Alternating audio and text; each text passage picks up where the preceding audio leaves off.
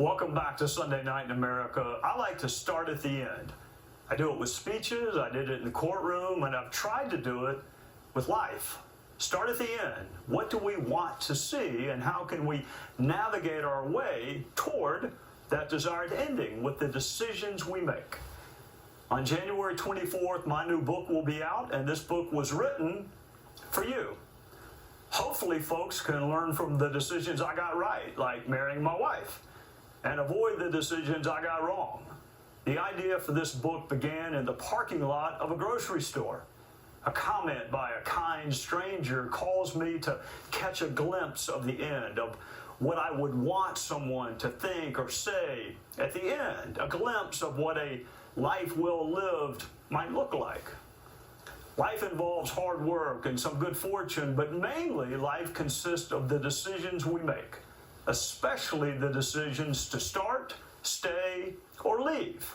A job, a town, a school, or a relationship. I left a job I loved in the courtroom, and it was probably the right decision. I stayed in a job I didn't love, Congress, and it too was probably the right decision. How do we know when to start, stay, or leave? How do we decide who to listen to in life, and who should we tune out? Who gets to define success and significance for our lives? Who gets to define losing? How can we tame fear? How can we balance logic with emotion and intuition? How can we be grounded in logic and yet still allow ourselves to dream? It's all covered in my new book, which I believe can help you navigate the decisions in this gift we call life. Joining us now is co-host of America's Newsroom and The Five, and someone who has made some significant decisions in her own life, and one of my favorite people in the world, Dana Perino. Welcome, Dana. I want to first thank you for reading my book, and for, you called me yesterday, which no one in the world would ever know about, because you just did it because you're a kind person. If I remember correctly, you walked into a boss's office with an eye toward leaving, and wound up staying and starting something new. That's true. I do have to say, I have my copy right here. I think, truly, everyone listen to me. This is the best book of advice, especially for career-oriented people. Like, when you're deciding what you want to do in your life, it's great. Trey, congratulations. You have written an amazing book that I believe should be required reading for everyone. I hope everybody buys the book, and I know that you not only wrote it, but you read the audiobook aloud, so people who'd love to listen to you can get that there as well. My quick story, I had been the deputy press secretary at the White House for a long time. We had about 18 months left to go, and Tony Snow, the late Tony Snow, he was the press secretary, and we got a note from the chief of staff saying, hey, look, if you don't think you can sprint to the finish with the president, then maybe you should think about moving on. I'd been with the administration since just after 9/11. When you're working those jobs, your family does get put on the back burner, even though you don't want them to. That is the reality. And I thought, maybe it's time for me to go and try something else. Thought it through, talked it over with my husband, prayed, and decided I would do that. So I go in and I ask Ed Gillespie, the chief of communications, if I could see him. He said, I need to see you too. Great. A meeting finishes. He says, Dana, can you stay? I said, sure. And I was so nervous because I didn't really want to leave, but I thought that I should. And I sit down and Ed says, do you mind if I go first? And I said, yeah, okay, sure. Gave me a little time. And he said, we'd like to make you the press secretary. Or he said, the president would like to make you the press secretary. We want to make the announcement on Friday. And I said, wow. Amazing. And I never told him, he didn't know until he read my book, that I had actually intended to resign that day. All right. This leads perfectly to my next question. I have a chapter on us being careful which voices we listen to. So how do you pick advisors or friends, and how do you block out the noise in life from people who maybe don't have your best interest in mind?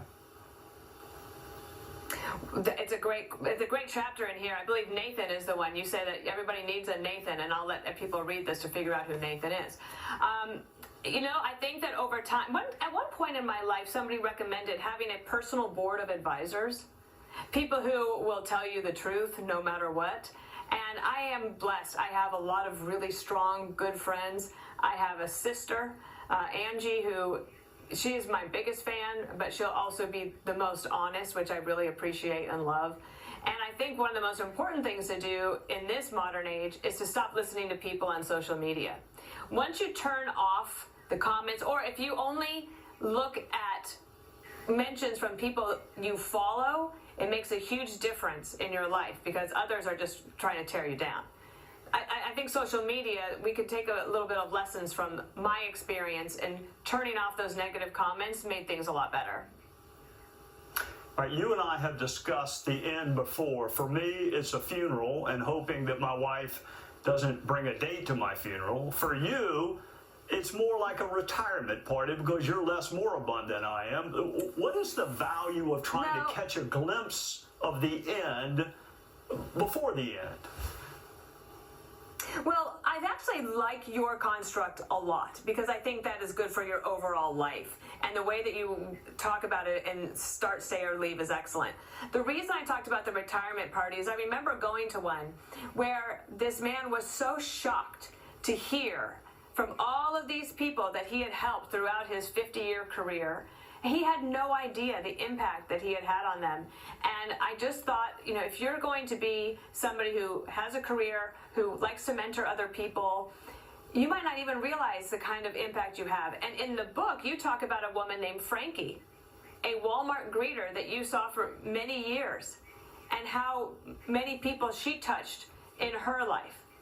And imagine what her retirement party would have been like.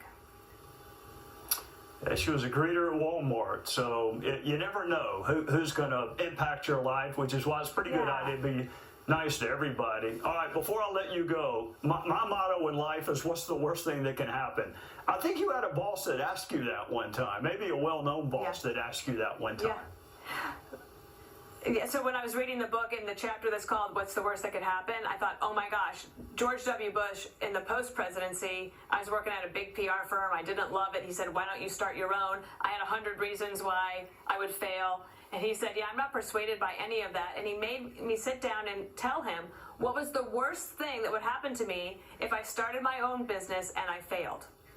And when the answer was, well, then I guess I go back and work for a different PR firm, he said, exactly. My Here's the thing. I'm lucky to have a lot of friends. I'm fortunate to have good relationships like the one I have with you. I have had a good relationship with my husband, my bosses, my friends. I intend to take the lessons I learned in Start, Stay, or Leave and really start thinking about it. When you talk about the pyramid, the ladder, the mirror, this advice is so memorable. I know it will help so many people, and I can't wait for people to read it. Gosh, you really did read it. I haven't even gotten to the end of it yet. I don't even know if I'll ever die at the end, but you really did read it. So thank you, Dana Perino, for being one of the best human beings on the face of the earth. No, thank you. I like coming on here to get all these, get buttered up. Have a great week. I'll see you soon. Yes, ma'am. You too. Thank you.